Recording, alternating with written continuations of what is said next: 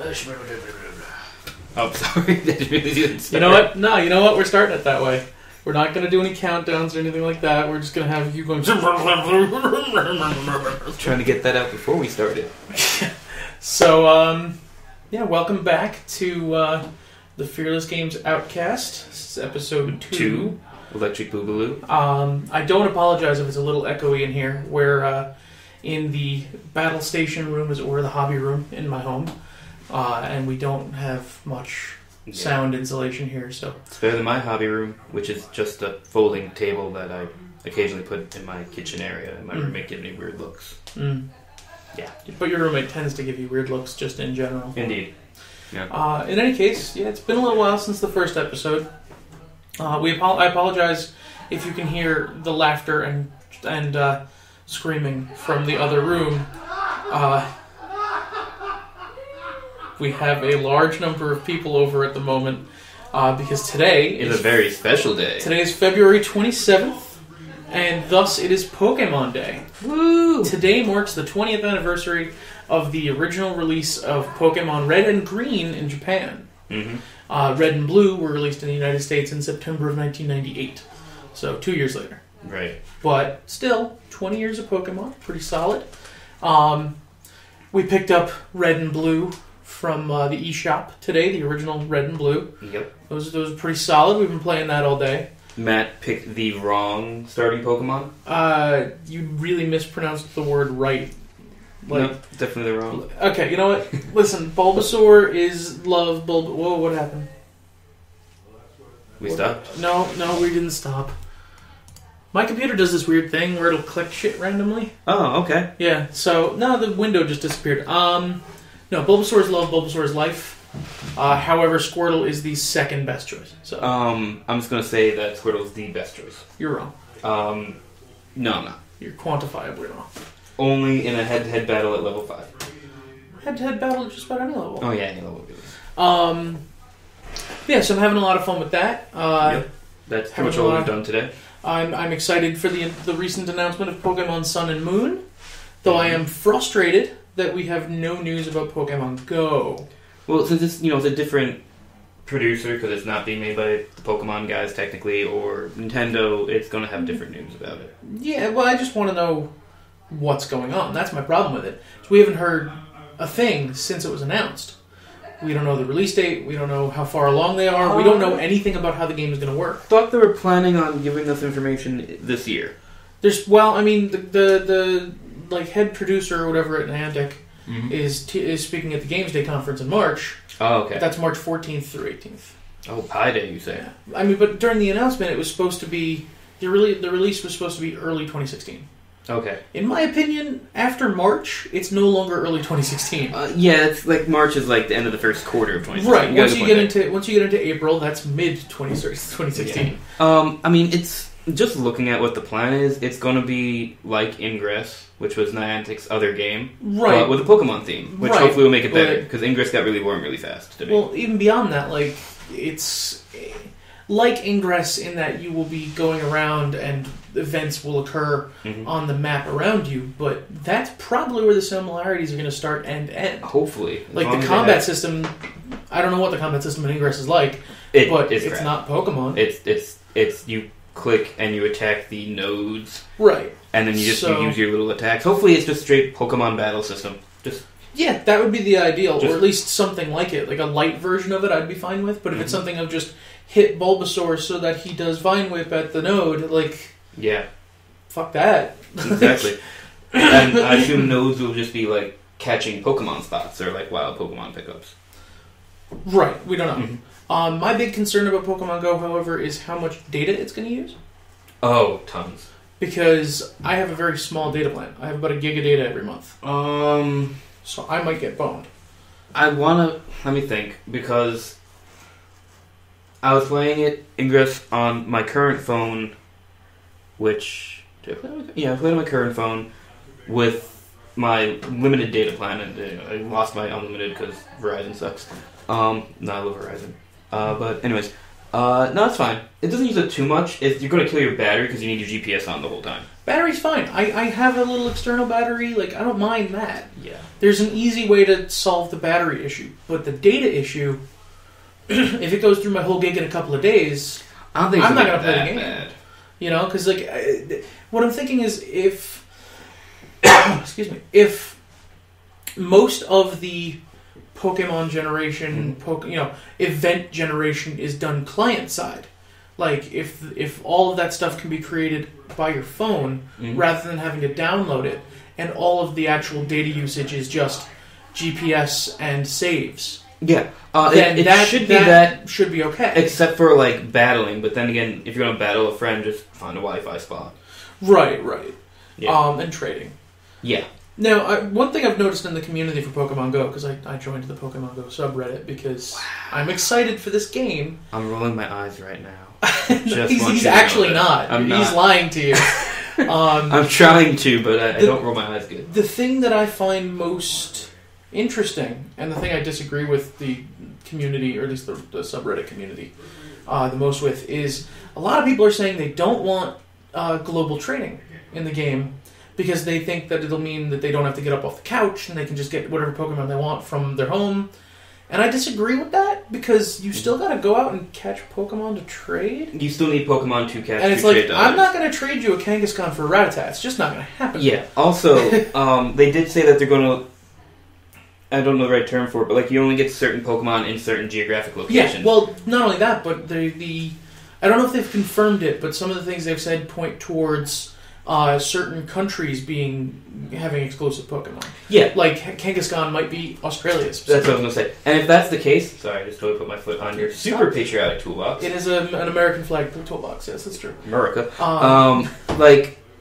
If that's the case, and I think it's a great idea, locking it like that, then the only way to get some of them is to have global trading. Well, yeah, because, like, there's another Reddit community called the Silph Road. Go on. And they're basically creating themselves as a community to help people trade globally. So, like, I'm in New York, and I got Eevee, and maybe Eevee is New York exclusive. That's not going to happen, but it was the first Pokemon that came to mind. Yeah, if Eevee's exclusive to anywhere, I'm moving there. Right. But I want to trade my Eevee for a Kangaskhan from a guy from Australia. Right. The Silph Road community is basically like, okay, who's in Australia? Who can trade it to somebody who's currently going to leave that country and come to the U.S. to trade it to a guy, to trade it to a guy, to trade it to a guy, to get it to this guy. And it's like, that's cool, like, as a community project. Yeah. But A, the logistics on that are a nightmare. Because you're going to get one guy in there who's just going to be like, hey, I'm going to steal the Kangaskhan. I got the Kangaskhan. And B, if you're already planning this enormous community undertaking in order to achieve global trading, why don't you want global trading? Why don't you want a more convenient version of it that will not necessitate that you never leave the house, because you still need something to trade other people? I mean, I think it's fine that people find, like, a board or whatever, or there's an in-game message board where we can find, like, long-distance trading. It does take some of the exclusivity out of it, because then again, you, like, only can't... Yes and no, because you need to find someone who, A, has found and caught that Pokemon, and B, is willing to give that Pokemon up. Yeah, and they haven't said a word about things like breeding, but I assume breeding won't be a thing. Probably not. So then, like, probably not. Catching it, and then, like, having to want to let go of it, yeah. Right, like, let's say Kangaskhan is an Australian exclusive. Kangaskhan, just keep using that as the example, because kangaroos, and it's funny. Let's say Kangaskhan is an Australian exclusive, but can only be found with like a 5% chance in the middle of the outback where an emu is literally going to eat your dick. Like, how many times are you going to put your dick at risk? Maybe once. It's going to be hard to get that Kangaskhan if it's actually rare. Yeah. Like, if it's country exclusive and rare, global trading isn't going to cause a problem. You know, it's not going to ruin the exclusivity because you're going to find someone who wants another country's exclusive Pokemon. What I think should happen is there probably won't be global trading at first. Like the first month or two that's up, people just, catch. And then all of a sudden there's a big event where global trading happens. Yay! Maybe. That'd be fine. I don't know. I feel like the arguments I've seen against it are just sort of like short-sighted and kind of closed-minded about it, because the argument I keep seeing is, I won't have to get up off the couch. And that's not true.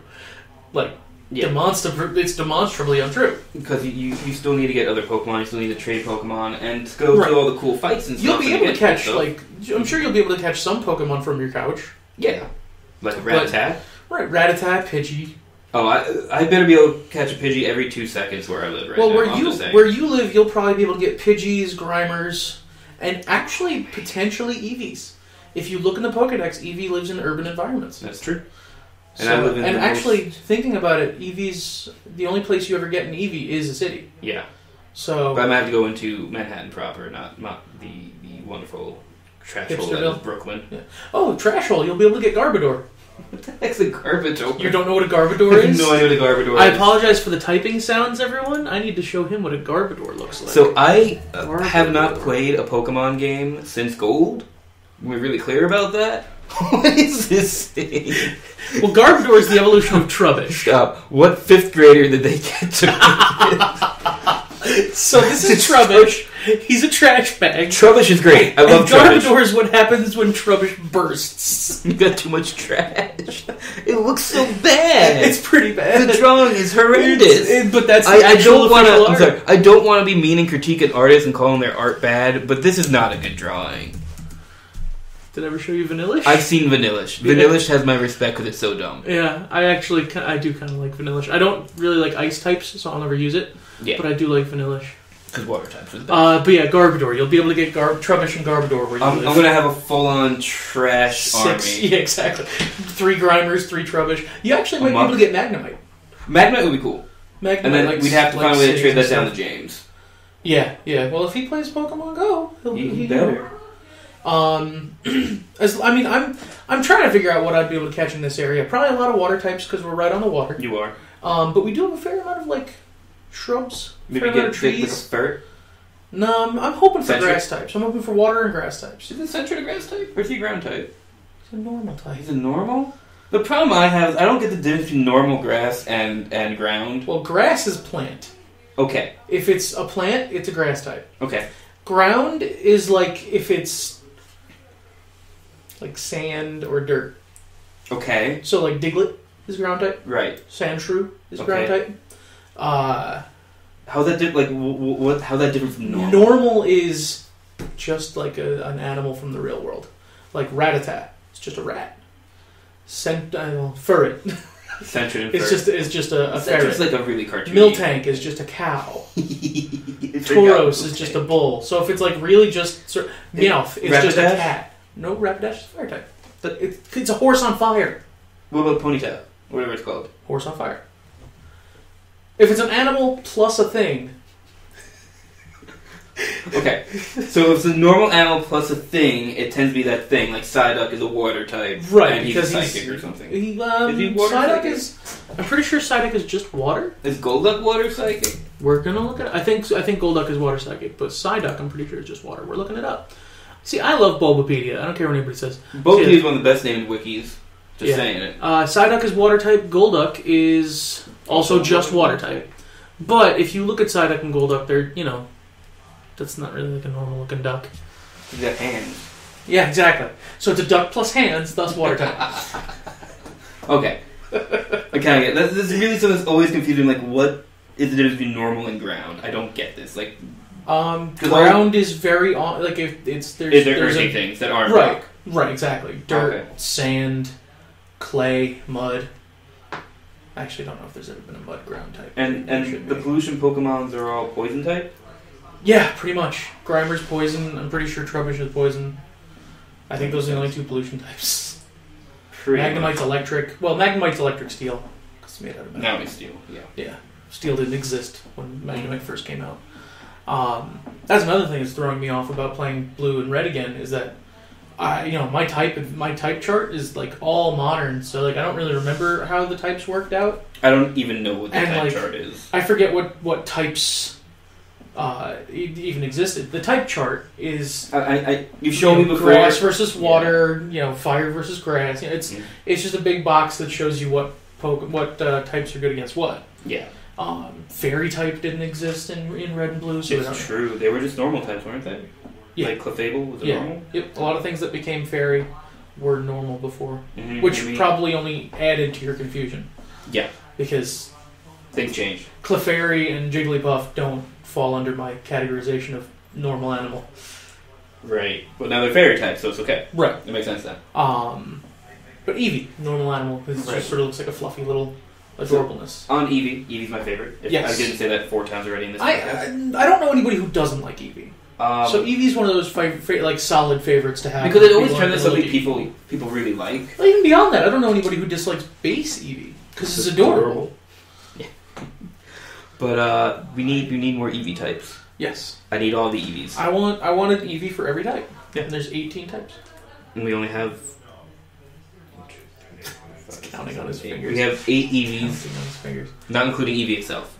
Right. I would love for there to be an Eevee evolution that is just by levels. Yeah. Like if you get your regular Eevee to like level 60. And it should be called an Eevee-on. Like have had this conversation. Yeah, exactly. And it's just like a bigger Eevee, it's still brown and white and just cleaner looking. I don't understand why they haven't released more Eevee types. Maybe with Sun and Moon we'll get we'll get like Luneon and Soleon and how would those be different from Espeon and Umbreon? Types. Is it going to be a sun type and a moon type now? Oh god, I hope not. Yeah, I don't know. I mean, it would be really cool if we got a dragon type to go with Sylveon, because fairies, they don't really, dragon sucks against fairy. So that would be neat. I want a ghost type one too. I mean, that sounds a little negative, but I really want it all depends on how they evolve. Like, the ideal way to evolve an Eevee into a ghost type would be for Eevee to pass out and then it evolves, because basically it died. Yeah. What'll probably happen is, and this might be part of the reason they haven't given us a ghost Eevee, is that there'll probably be a location at which you level up Eevee and it evolves. Sort of like with getting Leafeon, you need to be at Grass Rock, or Moss Rock, sorry. And with like Glaceon, you need to be near like this ice thing. Right, those two is an area thing. Espeon and Umbreon are a time of day thing. Sylveon, you have to make it happy. Right, so with like a ghost type, maybe you'd have to evolve it at like a haunted house. But then they need to include a haunted house in every game. Well, did they include like a mossy place and an ice place every game since they added Leafeon and Glaceon? I think so. Okay. Because like you need to be able to achieve those evolutions, otherwise what's the point? Well, like in gold and silver, there weren't like thunderstones and all that jazz. So like, I had to trade back to my Pokemon Blue to evolve all my Eevees. You couldn't get a thunderstone in Pokemon Gold? Really? I'm pretty sure you couldn't. Let's look it up. Because the only way I could get my my whole Eevee team was to do little trade tricks with myself. Thunderstone. Come on, give me a show. Okay. Show me locations. Bill's grandfather in Last Dana and on Route 38 give you a Thunderstone in gold, silver, and crystal. Oh. So you're wrong. I am wrong. Well, I got impatient and didn't know that. Now let me look up Moss Rock. I like how this is basically just the Pokemon cast. Yeah, it's immediately turned into a Pokemon cast. I can hear Matt the vet downstairs probably talking about I don't know, 40K. No, none of their plays 40K. They wouldn't let him do that for this long. Huh? They wouldn't let him do that for this long. That's true. You're the only one who talks to 40K anymore. Yeah. Okay, so it looks played like 40K in 2-3 years now.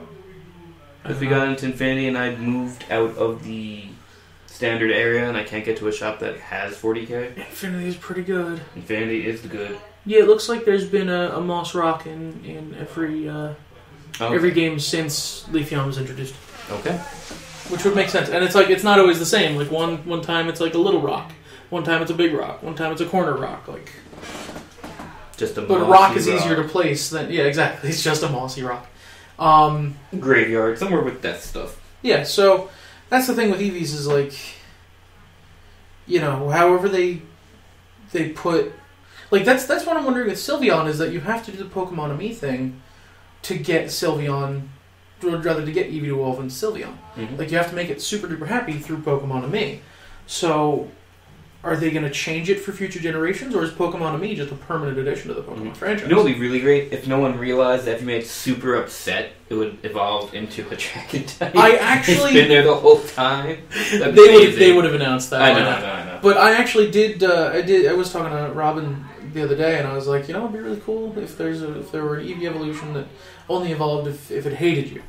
And it's a cool concept, but it kind of flies in the face of the whole theme of like oh, you're my best friends in a world we must defend. Like, Yeah. you know, like every game has some theme of, oh, you have to treat your Pokemon right because they're your friends and they love you. Except for that Eevee, you need to kick him in the balls as often as possible so that he absolutely despises you and turns into a dragon. Then you can do whatever you want. They make him like you again. Right, exactly. Like, I'm just picturing, like, you just got, like, your Eevee, like, chained up in the basement, feeding it, like, actual poop. Yeah, every now and again you just electrify it. Like, Oh, the poor thing. right, that's the problem with that evolution. That's animal abuse. You're right. And then eventually one day, after you come down and it stopped being afraid of you and instead just viciously tries to murder you, you feed it the rare candy. And all of a sudden everything's better. Well, no, it evolves and it's more powerful, but then you put it back in the ball. So it doesn't kill you. You put it back in the ball, you bring it to the Pokemon Center, you go get it a haircut, like, you do all the stupid things, you give it a soothe bell, you know, give it all the things that make it love you again, and everything's okay. Oh, gosh. That's a really traumatic, I just described a really advanced form of domestic abuse. Well, what you did is you described one of the worst kinds of Pokemon researchers. That know that Eevee can change and evolve under certain situations and saw how much duress it could put it under to make it evolve. Yes. Basically, you described, no, I'm not going to make that comparison because it's not accurate, but I'm going to make it anyways. The Crystal Alchemist from FMA. Oh, I've never watched FMA because I like good shows. It is a good show. You have no feelings and emotion. In one of the Pokemon manga, I think it was Pokemon Adventure, Team Rocket actually like really messes with an Eevee really badly, and they give him like a little implant behind his ear. That I don't know how they don't explain the science because Pokemon, but basically it can evolve into Flareon, Vaporeon, or Jolteon at will, and then go back. Yeah, and like it ends up like, hey, that's really fucking cool. Yeah. But the thing is in like constant horrific pain. So Satoshi has to solve that. Oh, I just had a bad idea. Uh-oh. Mega Evolution for normal Eevee, that makes it every type. That's pretty much impossible. Nah. It can be every type all at once, can it? No. Mega Evolutions are temporary, though, right? Just shut up. Or it's specifically the anti-types to whatever it's against. That would be impossible to implement. Maybe not impossible, but Nintendo's not gonna... Listen, let's just focus on Nintendo giving us actual evolutions, and then we'll worry about Mega Evolutions later. Yeah. I'm still hoping for that Farfetch'd evolution, but that's not gonna happen. That'd be great. Never gonna get it. Some of the best Pokemon do not have evolutions. That's why they're not good Pokemon. Dunsparce needs an evolution. What's Dunsparce? What's a You don't know what a Dunsparce is. Again, I haven't played this old. This is not, for me, this is the highlight of this particular Outcast. Showing him what... It's Dunsparce. You've definitely shown me this before. It is stupid looking. Yep. It doesn't have an evolution? No. It looks so much like it should have an evolution because it's so, like, Metapod. Oh my god, I found an animation of a Dunsparce with a top hat and a monocle, and it's like hopping about, and it's actually really adorable. I actually really like Dunsparce. I don't care what anybody says. Well, I've killed him. He's dead now. What is that horrible thing? What type is that? Normal. How is that? I think. Actually, it might be a ground type. Hold on. Let me. It might be a ground or some kind of... Like, what is it? It's normal. What's it supposed It's a land snake. It has wings! It's the land snake Pokemon. I don't even... Okay, here's my problem with it. Snakes don't have eyelids. That's not its eyelids, that's its pupils. It's... What? Yep. No! Well, I mean, if you look at all the pictures, it's not like those are ever open. Oh my god. That's its pupils. I hate Pokemon. You were doing better with the wings part. Yeah, but like you can do like the whole like ancient winged snake. Is that Aztec thing? You like this? I found a hyper realistic drawing of a Dunsparce and it just says "Kill me." That's good. That's good. Dumb looking Pokemon. I love Dunsparce. Ugh. But yeah, Pokemon, has it gone too far? maybe. Never. But I will buy every Pokemon. It hasn't gone too far until there's a soda can Pokemon. And a lamp Pokemon. Actually, I'm sure there's already a lamp Pokemon, isn't there?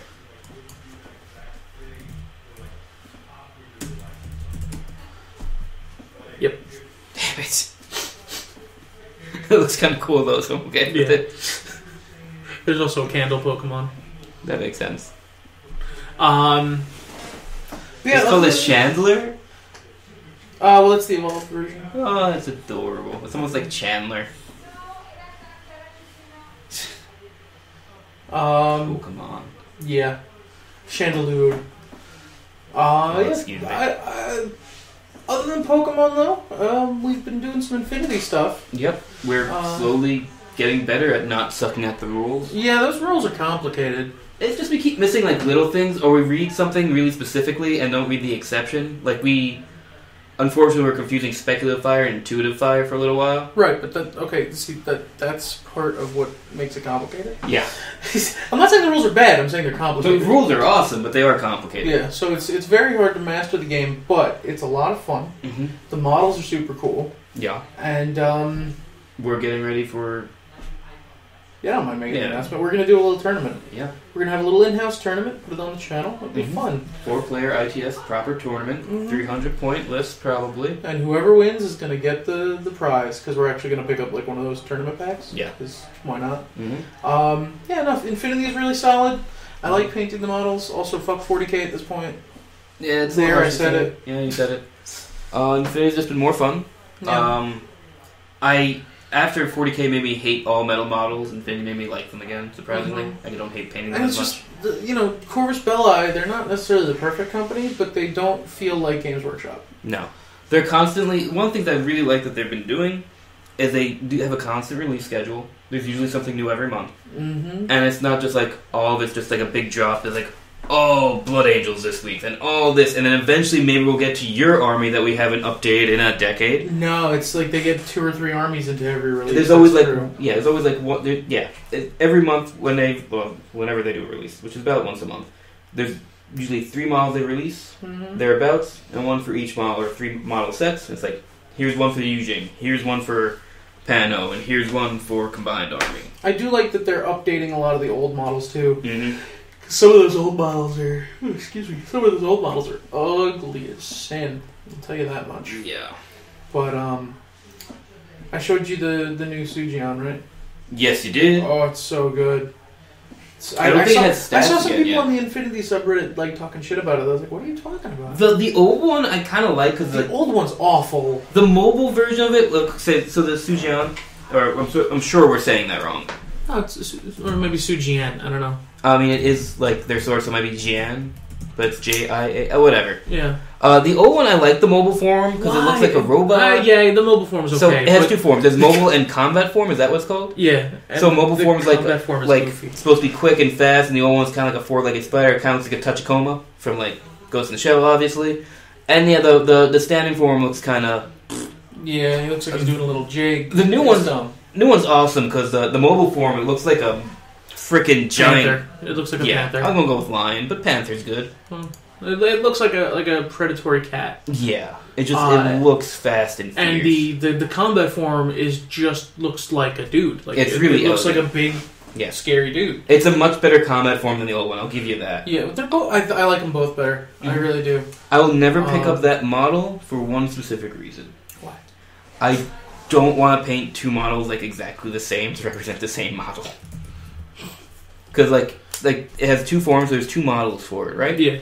And like basically, since it's supposed to be the same guy, it should be exactly the same both times. I see what you're saying. So that would be stressful for you. Yeah, I don't want to do that. I don't know if it has rules right now. It does. Does it? Let's look it's not. It's not a new unit. It's a new. Yeah, but I thought they didn't update its rules. Oh, I don't know. Let me take a look. Let's find out. Let's check this dude out. The Imperial Service. I know that much, and it's like one of the last ones you can grab. Slide it down. We'll use the filter for tags. No, It'll save you like 20 minutes. It's not a tag. Yes, it is. No, it's not. It's not a tag? No. Is that why I haven't... It's a remote. What? Yeah. But... But no, it's got decent stats. It's not the best stats in the world, but it's also not super expensive. It's a 60-point model. 2 different forms. Like it's actually pretty solid. I'm not really seeing what the difference is. Just high mobility is just a lot faster. Yeah, the high mobility is a lot faster. It's not as good in close combat. It's not as good in range combat, but everything else is the same. Yeah. I don't know why you would view okay. I know I use it in high mobility form because it's lightning fast. Well, also, how many points to this guy? Let's look at mechanical transmutation. Let's see how that works. It's gone from Pokemon cast to rules cast. Yeah. Again, one of the greatest things. What are you doing? I just thought I saw some schmutz on the microphone. Oh, okay. One of the things to like about Infinity, for those of you that don't play, rules are free. Rules are free. Army Builder is awesome. Like, everything is really easy to access online. We happen to have a rule book. We use it occasionally. Constantly. Okay, don't say occasionally. We check rules constantly, but I check rules constantly on my iPad. Okay, so changing from one shape to another is only a short movement skill. Oh. So basically, it's half of an order. You use that 8-2 movement, that 10-inch movement per round to get right up on somebody, and then change into combat form, and then shoot, and you're a nightmare. Yeah.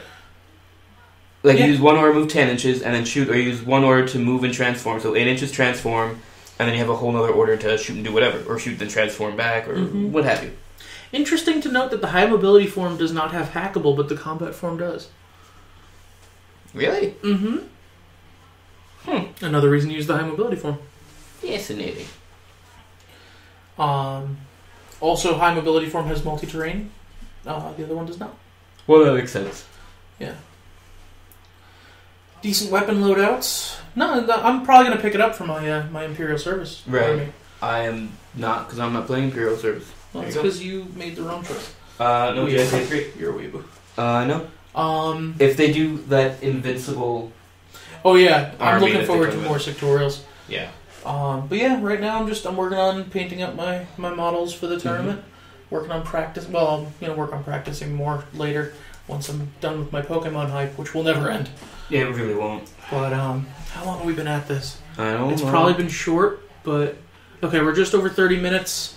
Normally, I would say we'd go longer. Yeah, but considering it's Pokemon Day. My 2DS is charging right now, but it should be just about charged by now. Yeah. And it's Pokemon Day, and I do have guests. Yes, you do. We're going to cut this one short. No word from our sponsor this time, unfortunately. We don't have a sponsor. Don't tell them that. Oh. You did that last time, too, you piece of garbage. Sorry. In any case... You're supposed to tell me when there's jokes that I'm supposed to not get. Or to get. No, you have to read my mind. I can't read your mind. Well, that's why we're not getting married. That's true. In any case, thanks for listening. We'll try and do an Outcast maybe, once a month-ish? We're going to try to do it... We're going to try for once a month. We'd like to do it more often than that, but we have horrible schedules. It could be every 30 days. It could be every 60 days. Let's just say once a month right now, and hopefully we get to once every 2 weeks in a decade. In a decade. Yeah. I'm going to say once a month, but expect closer to bi-monthly. So, 2 a month? Bi-monthly is a very confusing phrase to me. Bi-monthly means every 2 months. So what's it mean maybe twice a month? Twice. Bi-weekly. That's every 2 weeks. Oh, that solves all my problems. Mm-hmm. Okay. Yeah. But there's more than 2 weeks in a month sometimes. 4 weeks. Brain. Stupid. It's not a perfect term, but a month is on average 4 weeks. Right. And you know it. Ow. Hitting him with my clippers. Alright. So yeah, thanks for listening. We hope that you'll listen to the next Fearless Games Outcast. And until next time, this is the clown and I don't remember if I have a name anymore. Phil? Yeah, this is Matt the Clown and Phil signing off on the Outcast. We're not doing any of that take care nonsense. That's bye now. Bye now, really? I don't know. I listen to too many bad podcasts or awesome podcasts by other people. I'm just gonna go like this.